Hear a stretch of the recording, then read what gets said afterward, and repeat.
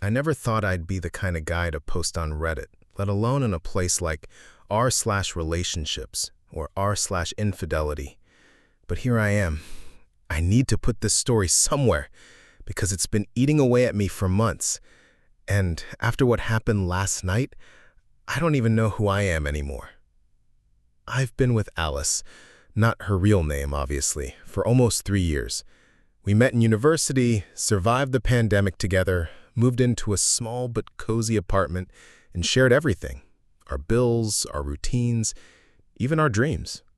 She's always been the artsy one between us, painting, reading obscure novels, dragging me to art shows I barely understood. Me? I'm the practical one. Steady job in IT, organized, dependable. We balanced each other out, or at least I thought so. Our weekends had a ritual. On Saturdays, Alice loved walking down the main avenue in our city, where there's always street performers, painters, jugglers, and especially musicians. I never minded going with her, though. After a while, I'd get bored of the same cover songs. She, however, was always fascinated. She would stop, watch, smile, sometimes even sketch the performers in her little notebook. There was one guitarist in particular, tall, long hair, the type who looked like he belonged in an indie band but somehow ended up busking for coins on the street. He played a beat-up acoustic guitar with stickers on it, and I swear every time we passed him, Alice's face lit up just a little too much. At first, I didn't think much of it. Everyone has their little crushes, right? A harmless attraction. But then, she started insisting on going alone on Saturdays. "You don't need to come, babe. I know you've had a long week. I'll just stroll and get some fresh air." That's when my stomach dropped for the first time. I brushed it off, told myself I was being paranoid. But small things piled up. She started dressing up more before her walks. Lipstick, perfume. She was on her phone more, smiling at messages she wouldn't show me. When I'd ask who it was, she'd casually say, "Just Emma," her best friend. But Emma has a habit of accidentally spilling things. And one night, while we were all hanging out, Emma asked, "So, did that guitarist ever text you back?" Alice's face froze. I don't think I've ever felt a colder chill run down my spine. That's when I started digging. Hey everyone, I wasn't planning to update, but a lot has happened since my first post, and I feel like I'm losing my grip if I don't write it out.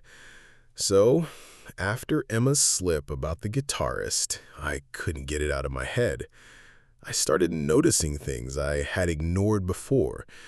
Alice humming songs I'd only ever heard on the avenue. Her phone lighting up at odd hours with messages she'd immediately swipe away. The fact that she'd come home later and later from her walks.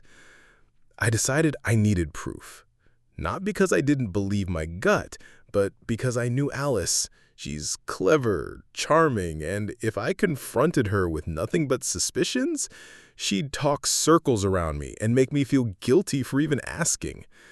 The next Saturday, I told her I was going to visit my parents.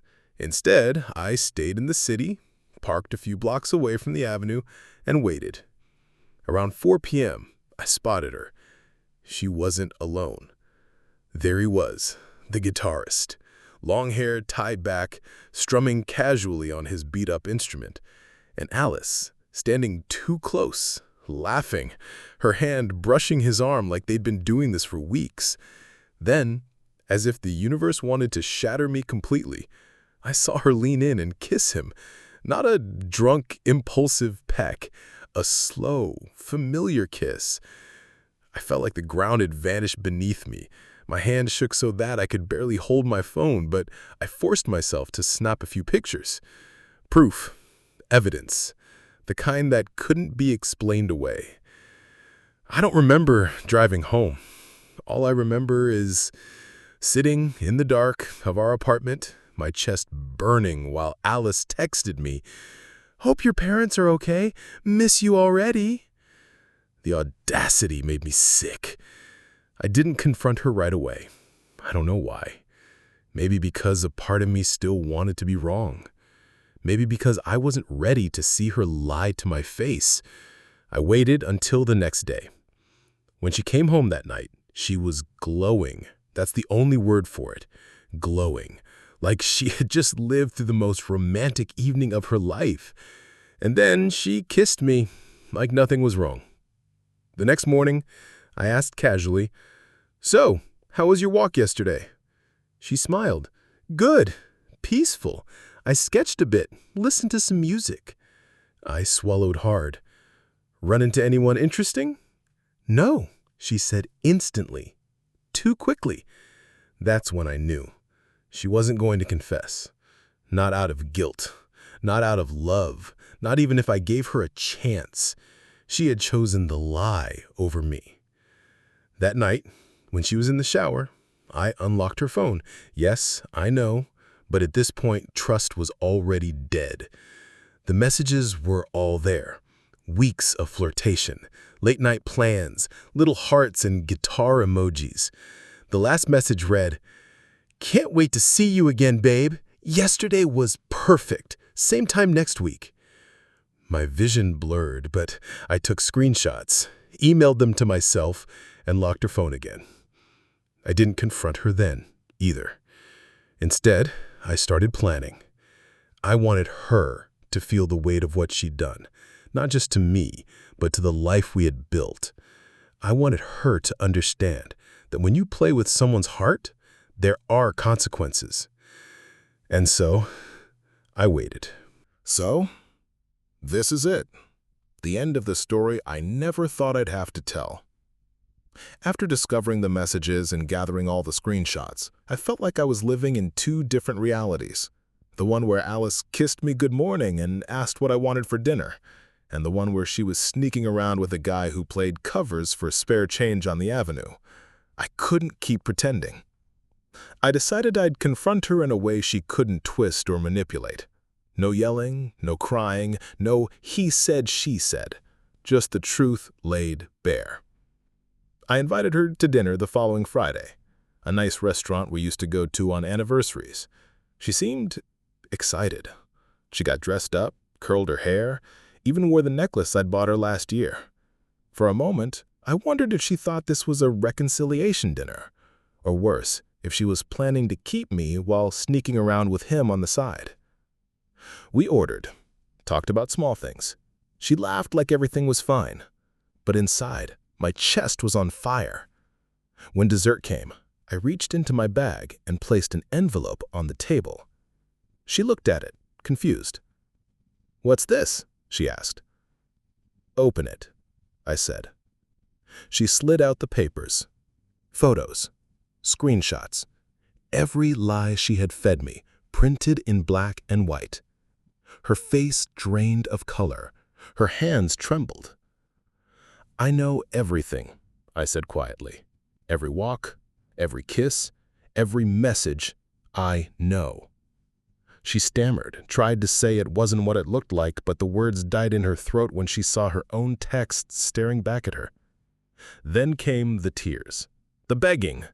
"It didn't mean anything. I was just lost. It's you I love." I felt strangely calm. If you loved me, you wouldn't have chosen him. Over and over again. You destroyed us, Alice. And for what? Some guy on the street with a guitar? She reached for my hand. I pulled away, left money for the bill, and I walked out. The fallout came quickly. The guitarist, unsurprisingly, wanted nothing serious. Once the screenshots made the rounds, yes, I sent them to her best friend, to her family group chat, and yes, to him as well. He dropped her. Ghosted. Why risk drama for a fling? Her job, already shaky, took another hit when her performance tanked. People notice when you're distracted, when you're spiraling. By the time she tried reaching out to me again, she was unemployed, single, and drowning in self-pity. Did I answer her calls? No. Did I read her long, desperate emails? Only once. And it confirmed what I already knew. She wasn't sorry she betrayed me. She was sorry she lost everything after being caught. As for me, the first few weeks were rough. I won't lie. Coming home to an empty apartment felt like tearing open the wound again and again. But slowly, the silence stopped being painful. It started being peaceful. I focused on myself, on my work, on friends who actually cared about me. And somewhere deep down, I realized I didn't feel triumphant. I didn't feel like I'd won. What I felt was relief. Relief that I wasn't crazy. Relief that I finally had the strength to walk away from someone who never truly valued me. If there's one thing I've learned, it's this. Love built on lies is already dead. You can try to prop it up, decorate it, pretend it's alive, but the rot is there, spreading until everything collapses. And sometimes, the only way to heal is to burn it all down and walk away. So that's what I did.